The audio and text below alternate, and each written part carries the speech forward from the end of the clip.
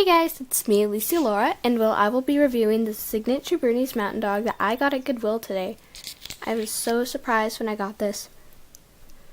It's so epically awesome! It's like awesome. Okay, here's a W and a tush tag, and it is a day before April Fool's, so this is not an April Fool's trick, if you're wondering.